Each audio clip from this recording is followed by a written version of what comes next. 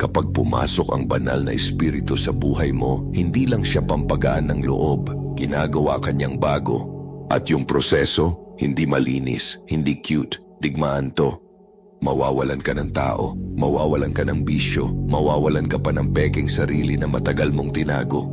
Yung mga dati mong kinahuhumalingan, biglang walang lasa. Yung dating buhay na hinahabol mo, biglang mali ang pakiramdam. Hindi lang ito simpleng pagbabago, ito ay kamatayan at muling pagkabuhay. Marami nagsasabing nararamdaman nila si God, pero kapag totoong pumasok ang Espiritu Santo, hindi ka lang may mararamdaman, magiging ibang tao ka na. Unang senyales, ginigiba ang pekeng pagkatao mo. Kapag pumasok ang Espiritu Santo, hindi siya basta aayusin ang buhay mo, diretsong sisirain niya ang identity mo. Hindi lang habits, hindi lang image, ikaw mismo. Yung peking version ng sarili mo, nagawa sa yabang, libog at puro survival, siya mismo ang unang pinupulbos. Subukan mong bumalik sa dati mong sarili, pero hindi na kasya.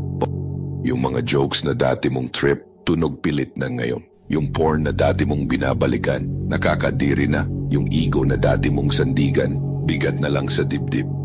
Hindi mo na rin trip yung luma mong sarili.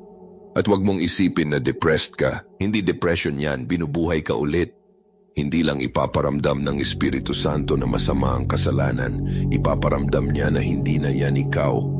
Malalaman mong nagbago ka kapag yung lumang buhay parang costume na lang. At habang sinusubukan mong suotin, lalo kang nagmumukhang sinungaling. Yan ang nangyayari kapag ginawang bago ka ng Diyos. Unti-unting namamatay yung lumang ikaw at yung totoong ikaw, yung ginawa niya ayon sa kanyang imahe, unti-unti nang nagigising. Ikalawang senyales, nasisira ang gana mo sa makamundong bagay. Dati, habol ka ng habol sa lahat ng alok ng mundo, status, sex, distraction, kahit ano, basta pampamanhid.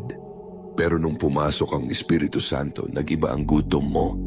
Sinubukan mong balikan ang dati mong bisyo pero wala ng lasa. Pumasok ka ulit sa parehong eksena pero may kung anong kumakalas sa loob mo. At yung kung anong yon, siya yon. Wala na yung dating high, wala na yung kilig ng thrill, yung dati mong pampabusog, ngayon nagpapabisto lang, yung ligaya naging lason. Hindi ito tungkol sa pinipilit mong maging banal. Ito ang nangyayari kapag binabago ng Diyos ang gutom mo. Biglang mas trip mo ang katahimikan kaysa ingay, kapayapaan kaysa party, purpose kaysa pleasure, presensya niya kaysa performance mo. Yung sistema ng mundo dati normal lang, ngayon parang bitag. At eto ang ebidensya, hindi mo pinipilit maging kakaiba, hindi ka na lang talaga makabalik. Ikatlong senyales, binabanatan ka ng mas matinding spiritual na laban. Pagpasok ng Espiritu Santo sa buhay mo, napapansin agad ng impyerno. Akala mo dati mahirap na buhay, ngayon parang sabay-sabay ang banat. Mas malakas ang tukso, mas maingay ang duda. Yung mga tao sa paligid mo biglang nagbabago, may umaalis, may bumabaliktad. Hindi random to, gyera to. Dati wala kang silbi sa kalaban, pero ngayon isa ka ng banta. Nagbabanggaan ang laman at espiritu at ngayong nakatira na ang espiritu sa'yo, nagwawala ang laman.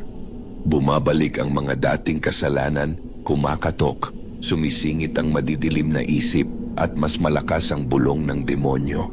Pero huwag kang kabahan, yung resistance na nararamdaman mo, patunay na lumipat ka na ng kampo. Hindi ka pinarurusahan, pinaghahanda ka, pinoposisyon, inaarmasan. At kung ganito kahirap ang atake sa iyo, ibig sabihin may tinatayo na si God sa loob mo na kinakatakutan ng impyerno.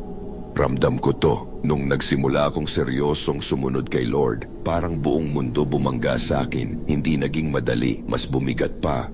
At oo, minsan nasabi ko rin, mas smooth ang buhay nung malayo ako kay God.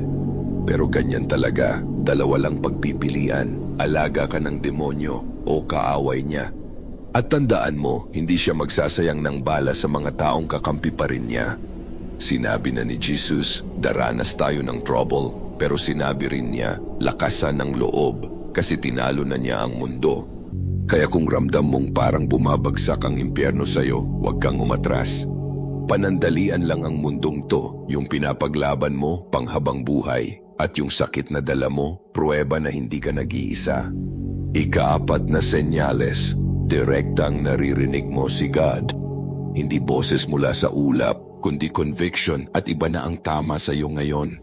Bago ka mag-DM sa babaeng alam mong mali, may boses sa loob na nagsasabing tigil.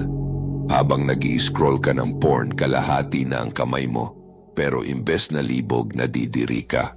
Papasok ka sa party tapos biglang kumikirot ang loob mo. Hindi takot, kundi yung malalim na alam mong wala ka na doon. Hindi yan instinct, hindi konsensya. Espiritu Santo yan. Ginagawa niya kung ano ang mission niya. Ilabas ang kasalanan at dalhin ka sa katotohanan. Hindi siya sumisigaw, nagko-convict siya, matalim, malinaw, personal. At hindi mo na kayang dedmahin, di gaya dati. Dati nagkakasala ka ng wala lang, ngayon di ka na makatawa sa kasalanan ng hindi nasusuka. Yan ang pruweba na nasa iyo siya, hindi dahil may narinig kang holy whisper, kundi dahil kahit anong galaw mo, nababangga ka sa kanya. At eto pa, habang mas sinusunod mo yung conviction, lalo silang luminaw. Hindi ka na nangangapa kung ano ang tama, alam mo na lang. At kapag sinuway mo, ramdam mo yung bigat, intentionally mabigat. Kasi hindi ka sinusupil ng Diyos, inaakay ka niya. At agad, sa wakas nakikinig ka na. Ikalimang senyales, hinahatak ka papunta sa kabanalan. Kapag sinakop ka ng Espiritu Santo, titigil ka sa habol ng hype at magsisimula kang mag-crave ng banal. Hindi dahil may nag-utos sa'yo, kundi dahil nakakadiri na ang kasalanan. Unti-unti kang lumalayo sa basura na dati mong tinatawanan, mga tugtugin, palabas at mga bisyong pang-fun lang. Hindi dahil nagmamagaling ka, kundi dahil hindi na kaya ng sikmura mo yung dumi. Mas pipiliin mo ang katahimikan kasama si God kaysa ingay ng barkada. Mas gugustuhin mong buksan ang Biblia kaysa isa pang walang kwentang app. Dati, pinipilit mo pa ang sarili mong magdasal, ngayon may kulang kapag hindi mo ginawa. Ito ang totoong kabanalan, hindi perpeksyon, kundi paghihiwalay. Hindi lang paglilinis ang trabaho ng Espiritu, kundi itabi ka, markahan ka, hilain ka palabas sa mababaw para ihulog ka sa apoy na nagpapatibay. At kapag natikman mo na yung ganong lapit kay God, wala ka nang balikan. Lahat ng iba parang peke, lahat ng iba puro ingay, lahat ng iba hungkag. Kasi sa kaibuturan mo, alam mo na, wala akong kwenta kung wala si God. Ika-6 na senyales, nagiging mapanganib na matapang ka. Dati tahimik ka lang, ngayon bawat salita mo may bigat. Dati iwas gulo ka, ngayon tinatawag mo ang peke kahit may mawala sa'yo. Hindi mo trip sumikat, hindi mo habol makuha ang lahat, hindi mo nalang kaya manahimik. Hindi ito simpleng confidence, Espiritu Santo to, ginagawa kang delikado. Tigilan mo na yung diluted na katotohanan para lang magustuhan ka. Tigilan mo na yung pagiging nice sa kasalanan. Tigilan mo na yung pagiging malambot para lang makihalo sa lahat. Hindi ka maingay pero kapag nagsalita ka ramdam ng tao. Kasi hindi lang ikaw ang nagsasalita, apoy sa loob mo ang kumakawala. O nandiyan pa rin ang takot pero wala na siyang hawak sa'yo. Kapag pinuno ka ng Espiritu, hindi ka lang niya kinokonsola, inaarmasan ka niya. At ang lalaking puno ng Diyos hindi nanghihingi ng approval, nakatayo siya sa katotohanan kahit siya lang mag-isa. Kita mo sa balita, mga Kristiyanong binugbog, kinulong, pinatay pero hindi umatras. Hindi yun human strength, Espiritu Santo yon. Tigilan mong kapit sa buhay na pansamantala, ituon mo mata mo sa eternidad. Mas pipiliin mong tumayo kasama si God at itakwil ng tao kaysa mahalin ng tao pero husgahan ng Diyos. Ika-7 senyales, unti-unti nang namamatay ang laman at nabubuhay ang Espiritu. Diretsuhan na, hindi pumapasok ang Espiritu Santo para i-improve ka, pumapasok siya para patayin ang peke. At kapag dumating siya, doon nagsisimula ang kamatayan. Kamatayan ng pride mo, kamatayan ng sariling plano mo, kamatayan ng peking identity na kinapitan mo. Unti-unti mong binibitawan yung akala mo kailangan mong maging at masakit. Masakit isuko ang image na binuo mo. Masakit durugin ang ego mo. Masakit ipako ang laman araw-araw paulit-ulit. Pero walang resurrection kung walang death. Walang bagong buhay kung walang libing. Hindi nire-renovate ng Espiritu ang buhay mo. Pinalitan niya. Piraso kada piraso, tinatanggal ang luma hanggang ang matira na lang si Kristo sa loob mo. Hindi ito self-help, hindi ito behavior modification, ito ay self-surrender, ito ay transformation ng puso. At hindi ka nito pinahihina, pinalalaya ka nito. Kasi kapag namatay ka na sa mundo, titigil ka sa pamumuhay para sa opinyon ng iba, titigil ka sa habol ng approval, titigil ka sa pagkakapit sa control.